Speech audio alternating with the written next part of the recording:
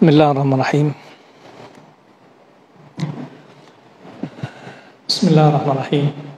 Assalamualaikum warahmatullahi wabarakatuh. Alhamdulillahilladzi wa kafa, wassalatu wassalamu ala ibadihi alladzina astafa wa ala alihi wa ashabihi ala sidqi wal wafa wa ba'du. Jamaah salat zuhur yang dimuliakan oleh Allah Subhanahu wa taala.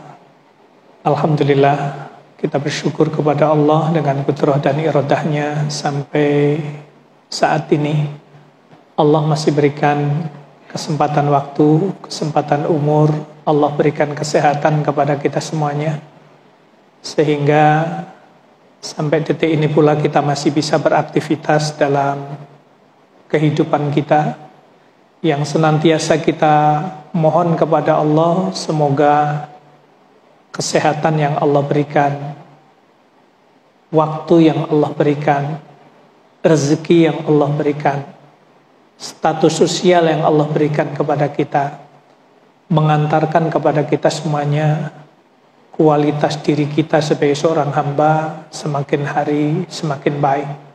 Ta'abbudan wa taqarruban ilallah kita semoga semakin hari semakin baik.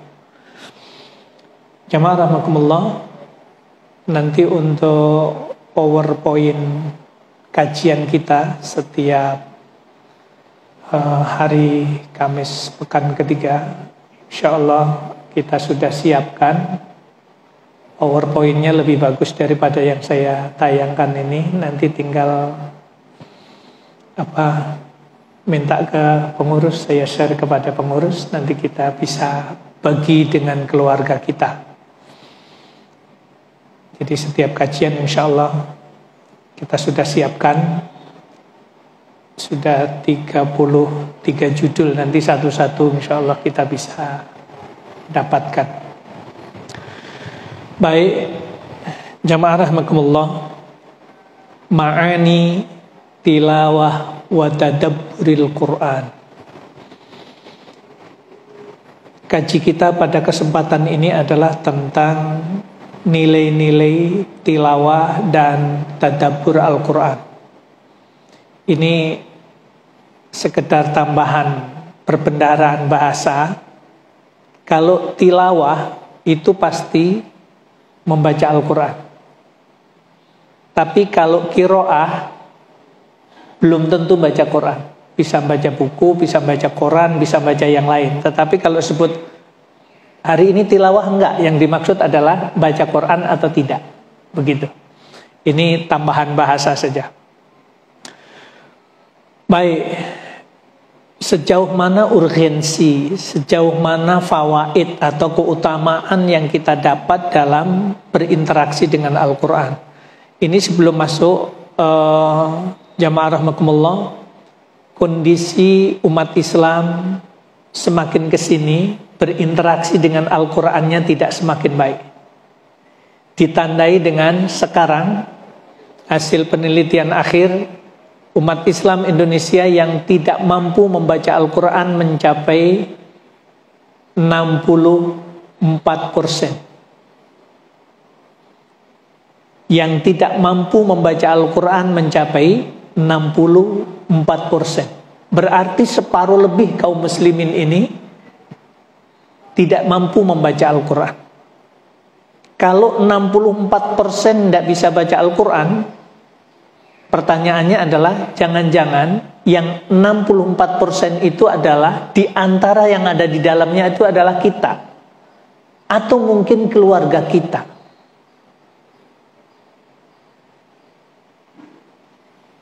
Kalau 64% tidak bisa baca Al-Quran, yang baca Qurannya bagus berapa persen? Yang faham isinya berapa persen? Yang mengamalkan isinya berapa persen? Tentu saja akan semakin menurun itu. Sementara tidak mampu atau tidak bisa baca Al-Quran saja, itu adalah kerugian yang sangat besar. Kenapa? Rasulullah SAW menyuruh kepada kita, Iqra'u, bacalah, Iqra'ul Quran, bacalah Al-Quran. fa innahu ya'ti yaumal qiyamah syafi'an li ashabi. Karena nanti Al-Quran yang dibaca itu di hari kiamat akan menjadi penolong kepada orang yang membacanya. Bahkan orang yang sudah masuk surga, saat itu sudah timbangan amalnya bagus, kemudian Allah takdirkan masuk surga. Untuk menempati surga, tingkatan nikmat surga yang mana, itu ditentukan oleh bacaan Qur'annya. Maka Allah memerintahkan saat itu nanti di surganya itu, bacalah Al-Quran dengan tartil sebagaimana kamu membaca Al-Quran dengan tartil di dunia. Karena tempatmu nikmat surga, tingkatan surga yang mana yang kau tempati adalah surat yang terakhir yang kau baca. Kalau tidak bisa baca, kalau tidak baca, ketika Allah takdirkan orang itu masuk surga karena amalan yang lain, tentu saja dia akan ngiri dengan orang yang di dunianya tilawah Al-Quran. Baik, jamaah rahimakumullah, ini yang poin yang pertama adalah Al-Quran adalah satu-satunya kitab suci atau bacaan yang membacanya saja sudah merupakan ta'abbud, menghambakan atau beribadah kepada Allah Subhanahu wa ta'ala. Baca Al-Quran, ketika kita buka Al-Quran, baca ta'awud, baca basmalah, kemudian baca surat di dalam Al-Quran itu, kalaulah kita tidak ngerti artinya, tetap saja didudukkan sebagai hamba yang beribadah kepadanya. Bacanya terbata-bata, mana panjang, mana pendek, mana hak, nggak ada beda. Tetap saja didudukkan sebagai hamba yang beribadah kepadanya. Statusnya sama dengan orang yang sholat. Coba, sampai hari ini kita ini, kalau dicek bacaan surat Fatihahnya, doa iftitah sama baca Fatihahnya, kita minta satu-satu gantian di depan untuk menerjemahkan surat Fatihah sama baca iftitah. Tidak semuanya kita sanggup. Walaupun kita baca Fatihah sudah lama, ternyata suruh menerjemahkan per ayat, tidak semuanya sampai hari ini kita mampu. Ketika kita baca At-tahiyatul mubarakatus salawatut thayyibatu lillah, assalamu alayka ayuhan nabiyyu wa rahmatullahi wa barakatuh. Ketika kita baca tahiyat, suruh menerjemahkan ke depan satu-satu gantian kita, tidak semuanya kita yang ada di sini sanggup. Tetapi walaupun tidak ngerti terhadap apa yang kita baca dalam sholat, ketika kita melakukan sholat memenuhkan syarat dan rukunnya, kita didudukkan sebagai hamba yang beribadah kepadanya. Baca Al-Quran juga begitu. Bahkan disebutkan wayatata'ta falahu ajr. Kalau kita membacanya terbata-bata, kata Rasulullah, orang itu mendapatkan 2 pahala. Terbata-bata itu bahasa Jermannya grutal gradul. Grutal itu apa, Pak? Saya juga nggak ngerti itu. Grutal itu apa, gradul itu apa. Pokoknya mana hak, mana ain, mana hamzah, mana panjang, mana pendek, nggak ada beda. Ketika orang itu membacanya terbata-bata seperti itu, dia sadar, dia tahu kalau dia itu paling tidak bagus baca Qur'annya di antara yang ada.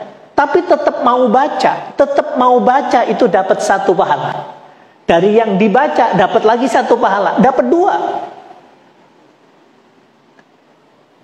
Tabarakalladzi biyadihil mulku wa huwa ngala kulli syai'in qadir alladzi qalaqal mauta wal hayata liyabluwakum ayyukum ahsanu ngamala wa huwal ngajijul ghafur.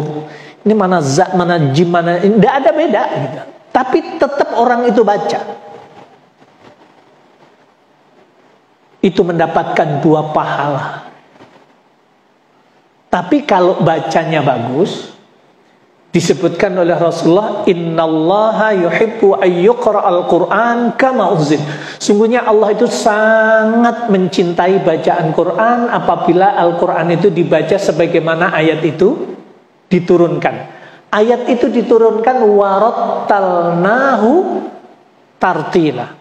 Telah aku bacakan Al-Quran itu dengan tartil. Allah menurunkan Al-Quran itu dengan tartil, mengajarkannya dari malaikat Jibril ke Rasulullah dengan bacaan yang tartil, Rasulullah kepada sahabatnya dengan bacaan yang tartil. Maka disebutkan kalau bacanya tartil, Allah sangat amat mencintai.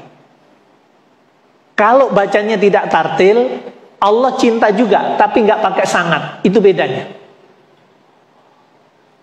Jadi kalau kita baca Tabarakalladzi biyadihil mulku wa huwa ala kulli syai'in qadir alladzi khalaqal mauta wal hayata liyabluwakum ayyukum ahsanu amala wa huwal azizul ghafur. Kalau kita bacanya begitu, Allah sangat mencintai. Terus gimana caranya? Caranya ikut program. Jangan otodidak. Jadi kalau memperbaiki bacaan Quran, jangan otodidak. Kenapa?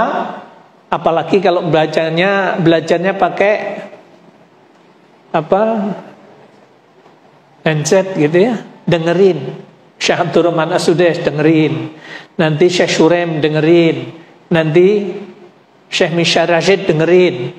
Ujungnya apa? Banyak dengerin imam-imam itu, bagus memang, tapi kitanya nanti jadi nano-nano, nggak jelas. Ini mau baca pakai ros, irama ros, pakai nagom ros, atau pakai bayati, atau pakai nahwan, atau pakai mana? Akhirnya kita tidak terpola karena bingung sendiri. Halo, ini paham maksud saya nih? Contoh sederhananya begini, Syekh Abdurrahman As-Sudais itu kalau baca pakai iramanya ros. Innal ladzina qalu rabbuna Allah thumma istaqamu tatanazzalu alaihimul malaikatu alla takhafu wa la tahzanu wa abshiru bil jannati allati kuntum tu'adun. Itu namanya irama ros. Kalau Musyar Rashid itu pakai irama bayati. Tabarakalladzi biyadihil mulku wa huwa ala kulli syai'in qadir. Itu namanya bayati. Cuman kalau nanti kita banyak ngikuti, bingung sendiri, pilih salah satu yang cocok, ikutin itu. Itu yang paling sederhananya. Baik. Jadi kalau kita mempelajari baca Al-Quran, kita tilawah Al-Quran, kita tadabbur Al-Quran, kita didudukkan sebagai hamba yang beribadah kepada Allah. Membaca kitab yang lain tidak. Membaca kitab yang lain, kita tidak otomatis mendapatkan nilai sebagai bentuk hamba yang beribadah kepadanya. Tapi membaca Al-Quran itu luar biasa.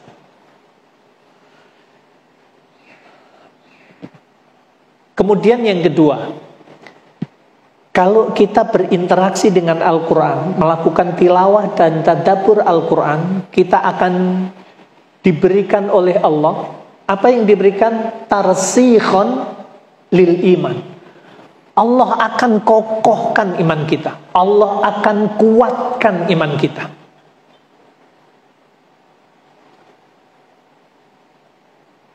Jamaah rahimakumullah, jangan sampai kita terbawa arus dengan sekarang ini yang sedang terus bergulir, satu demi satu bermunculan orang-orang yang menurut Quran ini, ayat ini, tapi di belakangnya ada orang yang pakai celana dalam perempuan gitu. Jadi yang perlu disyariatkan bukan melihat orang yang pakai celana dalam ini, tapi otak kita ini yang harus disyariatkan dulu. Mikirlah haula wala quwata illa billah. Semakin terasa, semakin kesini orang itu gampang saja itu melecehkan terhadap Al-Quran, melecehkan terhadap ajaran Allah. Itulah yang kemudian digambarkan dalam surat Al-Furqan itu. Qala wa qala ar-rasul ya Rabbi inna qaumi ittakhadhu hadzal qur'ana mahjura. Ya Allah, kaumku telah mengakui Al-Quran ini sebagai kitab sucinya, akan tetapi mahjur, dia mengingkari apa yang ada di dalamnya. Dia tidak mentaati apa yang ada di dalamnya. Bahkan mereka melecehkan terhadap apa yang ada di dalamnya. Sementara doa kita, Bapak, Ibu, jamaah semuanya, apa doa kita setiap kali tentang Al-Quran? Allahumma arhamna bil Quran. Ya Allah, ya Rabb, berikanlah kasih sayangmu karena sebab Al-Quran. Waj'alhu lana imaman wa nuran wa hudan wa rahmah. Ya Allah, jadikan Al-Quran sebagai imam, pemandu dalam hidupku. Jadikan nuran, penerang dalam perjalanan hidup dan kehidupanku, mana yang hak, mana yang batil. Ya Allah, jadikan Al-Quran menjadi hudan, menjadi petunjuk dalam hidupku. Allahumma dzakirna minhu ma nasina. Ya Allah, ya Rabb, jika aku melupakan Al-Quran, ya Allah, jika aku mengingkari Al-Quran, ya Allah, ingatkan aku, ya Allah, tegurlah aku, ya Allah. Wa'alimna minhu ma jahilna. Ya Allah, apabila diriku tidak ngerti, tidak faham terhadap ayat-Mu, berikanlah hamasah, berikanlah kekuatan, semangat untuk memahami ayat-ayat-Mu ini. Warzuqna tilawatahu ana al-laili wa atrafan nahar. Ya Allah, ya Rabb, berikan rezeki kepadaku, ya Allah. Bentuknya adalah kemampuan untuk senantiasa tilawah, membaca Al-Quran malam dan siang. Berikanlah, ya Allah, rezeki kepada kami, ya. Subhanallah. Itu kalau kita ingat anak kita yang TPA dulu, tahun-tahun 90-an, 93, semuanya rata-rata hafal itu. Ini mengingatkan kepada kita. Jadi sekali lagi jamaah rahimakumullah, yang kedua, ketika kita berinteraksi dengan Al-Quran itu secara benar, membacanya, memperbaiki bacaan kita sampai mendapatkan bacaan yang benar, memahami isinya, maka langkah-langkah kita itu Allah akan berikan kepada kekuatan iman, iman yang semakin kokoh, tarsih. Kemudian yang ketiga, karena setiap amalan yang baik itu akan berdampak kepada beningnya hati, bersihnya hati. Dan kita tahu, orang yang meninggal hatinya masih dalam keadaan ada dosa, ada noda, karena sebab kemaksiatan, kemungkaran yang dilakukan, di dalam hatinya ada titik hitam. Maka kalau Allah takdirkan orang itu meninggal, nanti prosesnya, kalau amal jariah nggak ada, sedekah jariah nggak ada, ilmu yang bermanfaat nggak ada, anak nggak ada yang mendoakan, peluangnya tinggal satu: disuling, direbus, dibakar di neraka. Salah satu fungsi tilawah dan tadabbur Al-Quran itu akan menjadi tazkiyatan linnufus, akan membersihkan jiwa kita, akan membersihkan dosa dan kesalahan kita. Kita sering mendengarkan ittaqillah haitsuma kunt, bertakwalah kepada Allah dimanapun kalian berada. Kalimat berikutnya, wa atbi'is sayyi'atal hasanata tamhuha. Kalau engkau pernah berbuat dosa, siapa di antara kita yang tidak pernah berbuat dosa? Semua kita pernah berbuat dosa. Kita punya masa lalu yang baik, masa lalu yang tidak baik.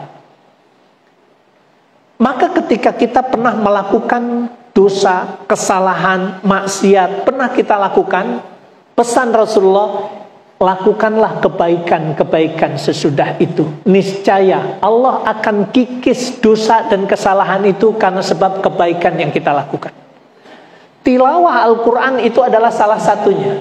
Makanya kemudian ketika kita tilawah Al-Quran, itu akan berdampak kepada jiwa kita sendiri. Kotornya hati kita karena sebab dosa yang pernah kita lakukan, Allah akan kikis sedikit demi sedikit karena tilawah Al-Quran itu. Baik. Kemudian yang berikutnya adalah takwiman lil fikr. Kalau kita tilawah dan tadabbur Al-Quran, yang kita dapatkan adalah Allah akan luruskan cara pandang kita. Allah akan meluruskan pola pikir kita. Sehingga apa? Setiap ide, gagasan, inovasi yang keluar dari akal kita, gagasan-gagasan kita itu akan berdampak banyak kebaikan untuk diri kita, untuk keluarga kita, untuk lingkungan kita, untuk lingkungan tempat kerja kita. Kenapa? Karena kita dipandu oleh Allah dengan wahyu. Sehingga cara pandang kita setiap melihat sesuatu, kita kembalikan. Bagaimana Allah merintahkan, nilai yang terdapat dalam masalah ini yang harus dikedepankan apa? Apa yang Rasulullah ajarkan, nilai tentang hal yang harus kita putuskan. Akan selalu begitu. Karena ketika pola pikir, cara pandang seseorang itu sudah sakarepe dhewe, semaunya sendiri, semau perutnya sendiri, maka disitulah berarti orang itu lepas dari panduan Allah Subhanahu wa ta'ala. Dan mahalnya pikiran kita, mahalnya jiwa kita, hati kita, itu ketika terpandu dengan wahyu, disitulah kemudian nilainya itu akan nampak menjadi baik. Kenapa? Kita tidak mudah untuk ngata-ngatain orang, merendahkan orang, menghina orang. Kenapa? Karena kita terpandu cara pandang kita, perasaan kita oleh Al-Quranul Karim. Kemudian yang terakhir, ta'arrufan bimanhajillah. Ini saya berusaha meringkas sedemikian rupa karena memang zuhurnya juga sudah setengah 1 baru selesai gitu. Baik. Ta'arrufan bimanhajillah. Jamaah rahimakumullah, dalam kehidupan kita ini, ketika seseorang itu tidak terpandu dengan wahyu, maka akan terombang-ambing hidupnya. Akan menuruti sesuai dengan perutnya sendiri, hawa nafsunya sendiri.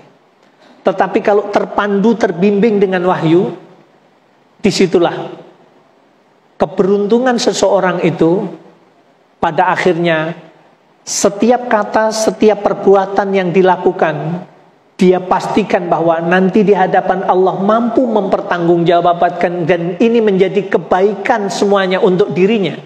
Itulah sebenarnya kecerdasan seseorang. Ini kan lagi musim maki-maki sana sini terus gitu ya. Kalau kita ngelihat di medsos luar biasa gitu ya. Ya Allah, sampai segini-gini amat ya. Makanya kemudian lakukanlah yang bisa kita lakukan untuk kebaikan diri kita, untuk kebaikan keluarga kita. Apa itu? Kaji Al-Quran sebagai manhajul hayah, sebagai panduan dalam hidup dan kehidupan kita, sebagai sistem dalam hidup dan kehidupan kita, sehingga kita berkeluarga, kita terpandu dengan wahyu. Baik, jamaah rahmatullah, 5 poin ini dalam kesempatan ini yang bisa saya sampaikan. Jadi yang pertama, ketika kita membaca Al-Quran atau memperbaiki bacaan Al-Quran, kita tadarus Al-Quran, kita tadabur Al-Quran, yang pertama nilainya adalah kita didudukkan sebagai hamba yang beribadah kepadanya. Yang kedua, jangan lupakan bahwa setiap tilawah dan tadabur Al-Quran yang kita lakukan akan berdampak. Allah akan menjadikan iman kita menjadi kokoh, hati kita semakin bersih, kemudian cara pandang kita akan semakin baik, dan kita akan semakin mengenal lautan tuntunan hidup dan kehidupan di dalam Al-Quran. Baik, itu barangkali poin dalam kesempatan ini. Ini sekilas saya ingin nayangkan kegiatan sekilas saja tentang saudara-saudara kita yang ada di pedalaman. Kalau bapak-bapak ada yang mau jalan-jalan ke daerah di pedalaman, ini ada saudara-saudara kita yang kita syahadatkan di pedalaman. Ini yang unik sekilas ya. Ini 3 tahun yang lalu putra dan putrinya Erna Obed Soe dan adiknya masuk Islam. Kemudian saya izin, bagaimana kalau putra dan putri ibu saya sekolahkan, saya pondokkan di Jakarta, biar punya pemahaman yang baik. Baik Ustadz, tak apa-apa. Alhamdulillah 3 tahun kemudian bapak dan ibunya ini kemudian menyusul masuk Islam. Ini perjalanan dari Kupang, bandara Kupang itu masih 9 jam sampai tempat ini, naik turun gunung. Alhamdulillah ini jalan terus, kegiatan seperti ini, memandu syahadat. Ini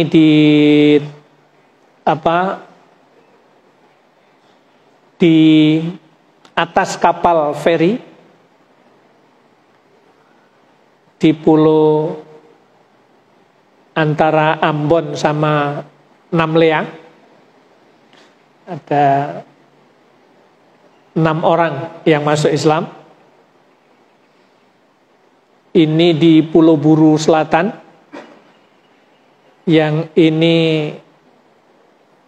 di Pulau Buru Selatan juga ini. Ini di pucuk gunung di Ambon. Nah, ini yang saya ceritakan tadi, anaknya ini Erna Obed Soe, ini yang masuk Islam, tapi bapak ibunya ini belum. Baru kemarin, alhamdulillah. 3 tahun kemudian maksud saya.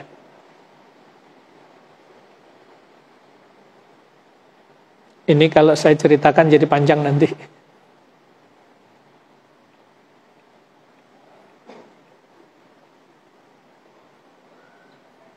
Nah, yang kita lakukan berikutnya adalah pembinaan seperti ini. Pembinaan mu'alaf, bagaimana akidahnya menjadi benar, akhlaknya menjadi baik. Poinnya dalam poin ini, sebelum saya tutup, jamaah rahmakumullah, ada darurat mekena, ada darurat sarung. Sarung yang kita bagikan ini adalah sarung 4 tahun yang lalu, 3 tahun yang lalu, mekena 3 tahun yang lalu.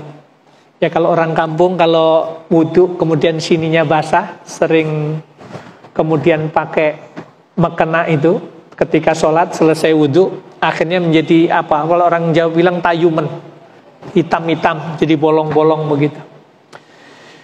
Nah, bagi jamaah semuanya, kalau nanti satu saat ada yang mau sedekah mekena, ingin mendapatkan pahala yang sama dengan orang yang sholat di sana, monggo. Nah, kita menjembatani untuk saudara-saudara kita mu'alaf yang ada di pedalaman. Insya Allah tanggal 7 besok posisi saya ada di sini, insya Allah.